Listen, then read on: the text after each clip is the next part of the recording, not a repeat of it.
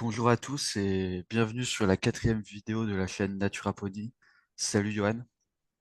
Salut Pierre. Sur Naturaponie, on réalise une série de vidéos où l'on vous présente étape par étape notre projet de construction d'un système aquaponique domestique de A à Z en partant de zéro. Tout d'abord, je vais vous rappeler donc le schéma du projet qu'on s'est fixé de réaliser avec Johan. Donc tout d'abord, on aura deux bassins, un bassin 1 à bassin 2. Ensuite, un biofiltre profond muni d'un airlift, un congélateur qui fait office de refroidisseur. À l'intérieur du biofiltre, on aura une pierre d'aération, un asperceur, une zone avaloir et insectes. Ensuite, donc, pour faire tout fonctionner le système, on a une pompe dans le bassin 2, un filtre pression et une pompe à air. Donc, dans les vidéos précédentes, on vous a montré la construction donc des bassins ainsi que leur raccordement. Et donc sur cette vidéo, on va vous parler donc de la construction du biofiltre rectangulaire. Donc avant de vous parler de la construction, je vais vous rappeler le principe d'un biofiltre. Les biofiltres sont des composants essentiels des systèmes aquaponiques conçus pour maintenir la qualité de l'eau. Ils sont conçus pour favoriser la croissance des bactéries qui sont bénéfiques au système et les bactéries jouent un rôle crucial dans le cycle de l'azote. Ces bactéries convertissent l'ammoniac nocif, donc l'ammoniac NH3, généré par les déchets des poissons et la nourriture non consommée, en nitrite puis en nitrate.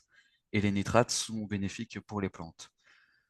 Donc pourquoi est-ce que, comme vous le voyez sur le schéma, on a décidé de faire un biofiltre rectangulaire et un biofiltre profond? Quelle est la différence et pourquoi ne pas faire qu'un biofiltre rectangulaire ou un seul biofiltre profond? Là, je vais laisser Johan vous l'expliquer. Avant tout, pour augmenter la capacité de filtration globale, le biofiltre rectangulaire sera d'une profondeur d'environ 25-30 cm. Ça permettra d'avoir un espace suffisant pour que les racines aillent puiser les nutriments. Et l'eau dans le biofiltre sera à niveau constant. Il y aura aussi une pierre d'aération. Le biofiltre profond, il sera également à niveau constant, mais il sera muni d'un airlift qui remontera l'eau du fond tout en l'oxygénant. Le biofiltre profond, lui, permettra d'accueillir des plantes avec un système racinaire plus important. Pourquoi le choix des deux biofiltres? C'est pour tester l'installation qui sera évolutive. On commence par deux systèmes, on se crée un retour d'expérience et par la suite on modulera comme on veut. Ok, merci Johan. Et du coup, quelles sont les étapes de la construction du biofiltre rectangulaire? Pour construire le biofiltre, donc on va procéder en plusieurs étapes. On a choisi de faire un biofiltre sur des plombs en béton pour que ça soit durable dans le temps. On fait également une dalle pour s'assurer qu'on ait une surface propre et pour pouvoir poser le matériel en dessous, filtre pression, pompe à air, etc. Et si vous ne sentez pas de faire ça, c'est pas du tout une obligation. Ça peut être un biofiltre, la structure du biofiltre posée sur des supports poteaux, sur des dalles. Enfin, on peut imaginer plein de choses. L'important, c'est si par exemple la structure est en bois, de ne pas la mettre en contact direct sur la terre. Voilà. Ok, et au niveau de la distance du biofiltre rectangulaire par rapport aux deux bassins, On a mis le, quelle est la distance?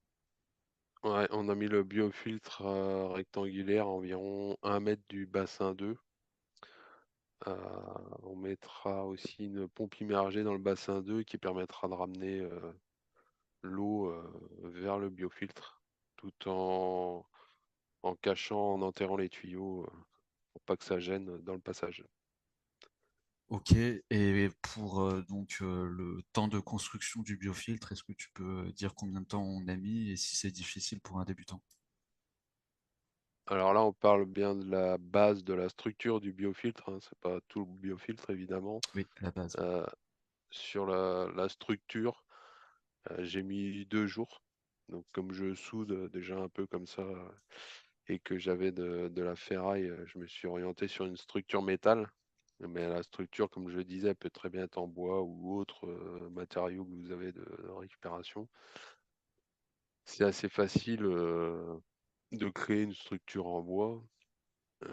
Cependant, il faut bien prendre en compte quand même le poids de l'ensemble. Donc le coffrage du biofiltre, l'argile et l'eau qui va être dedans. Donc faut pas voilà, mettre des petites sections.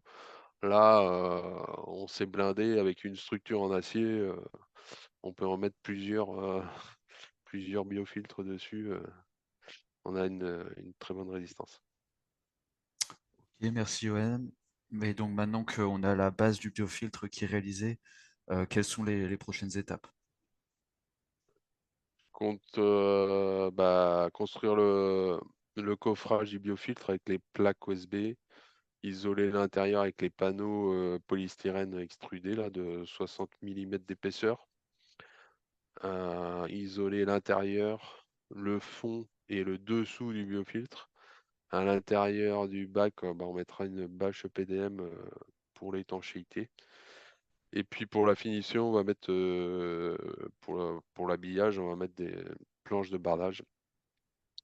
Je ferai également sur la partie sortie du biofiltre une zone à insectes avec des plaques de plexiglas. Ok, donc merci Johan. Encore du travail, comme vous le voyez, pour les prochaines vidéos. N'oubliez pas qu'on a un groupe Facebook où l'on partage en temps réel notre construction. Donc on poste des petites photos ou des vidéos. Donc n'hésitez pas à aller le rejoindre. Merci à tous d'avoir regardé la vidéo et à très vite. Merci à tous, à très bientôt.